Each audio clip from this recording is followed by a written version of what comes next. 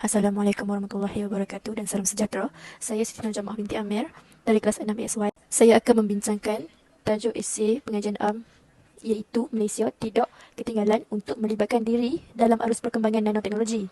Dengan kerjasama di peringkat antarabangsa, Malaysia juga semakin berusaha untuk memajukan bidang nanoteknologi tersebut. Okey, komposisi atau format dia ialah 5+0. Pengenalan untuk tajuk tersebut ialah nanoteknologi merupakan bidang yang baru dalam dunia industri berteknologi tinggi. Seterusnya, Malaysia tidak ketinggalan untuk melibatkan diri dalam arus perkembangan nanoteknologi. Dengan kerjasama di peringkat antarabangsa, Malaysia semakin berusaha untuk memajukan bidang nanoteknologi tersebut. Okey, seterusnya untuk isi yang pertama ialah Inisiatif Nanoteknologi Kebangsaan ataupun dikenali sebagai INN. Okey, huraiannya ialah Malaysia memperoleh peruntukan INN kerana ada sokongan daripada beberapa negara luar seperti Amerika Syarikat, China dan Korea. Negara-negara ini telah mendapat INN daripada negara masing-masing. Sebagai contohnya, China merancang untuk membelanjakan USD 250 sehingga 300 juta dalam plan 5 tahun. Dengan adanya sejumlah wang besar untuk bidang ini, kerajaan Malaysia membuktikan kesungguhan untuk memajukan bidang ini selari dengan negara-negara yang lain.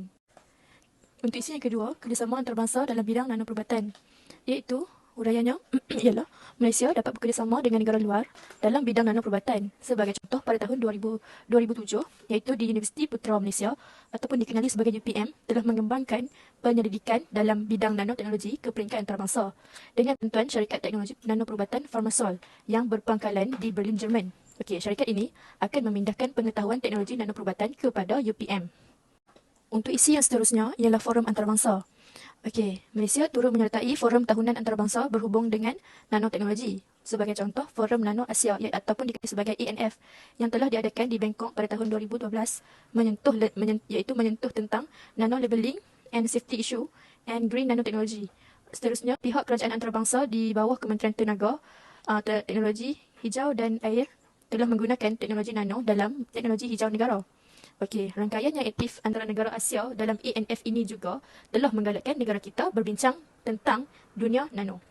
Okey, isi yang keempat ialah dikenali sebagai Pameran Antarabangsa Nanoteknologi, iaitu Malaysia turut menghantar delegasi untuk menghadiri pameran antarabangsa berhubung dengan nanoteknologi. Sebagai contoh, satu delegasi dari Universiti Malaysia Perlis, iaitu dikenali sebagai UNIMAP, telah berkunjung ke Jepun untuk menyertai pameran Nanotech 2013. Okey, menerusi pameran tersebut, para penyelidik telah berpeluang mengadakan perbincangan awal bagi menjalinkan hubungan dalam bidang penyelidikan teknologi hijau dengan beberapa institusi dan sektor industri Jepun. Untuk isi yang kelima ialah Dialog Antarabangsa Nanoteknologi, iaitu Malaysia turut menghadiri Dialog Inovasi Teknologi APEC yang diadakan di Kazan, Rusia pada tahun 2012. Dalam dialog tersebut, nanoteknologi telah dikenal pasti mampu memberikan impak kepada kecekapan tenaga. Okey, Malaysia juga telah mengetengahkan beberapa kajian tentang nanoteknologi, antaranya ialah penyelidikan proses rawatan air buangan oleh Universiti Putra Malaysia, iaitu UPM, dan proses untuk menghasilkan nanotube karbon di Universiti Sains Malaysia, iaitu dikenali sebagai USM. Isi yang keenam ialah kerjasama dan lawatan pakar, iaitu pakar di universiti tempatan turut aktif dalam mengkaji bidang nanoteknologi sebagai langkah untuk memajukan bidang nano negara. Okey, sebagai contoh, dalam bidang sistem mechanical nano elektro ataupun dikenali sebagai NEMS, Danau Sistem Mechanical Microelectro ataupun dikenali sebagai MEMS, mulai tahun 2002, pakar nanoteknologi tempatan di Universiti Kebangsaan Malaysia ataupun dikenali sebagai UKM telah bekerjasama dengan pakar luar negara berhubung dengan kajian tersebut. Okey, beberapa siri lawatan ke negara-negara luar seperti negara China, Korea, Jepun dan ASEAN sendiri telah diadakan untuk membolehkan pakar tempatan mengkaji dengan lebih mendalam lagi tentang bidang tersebut.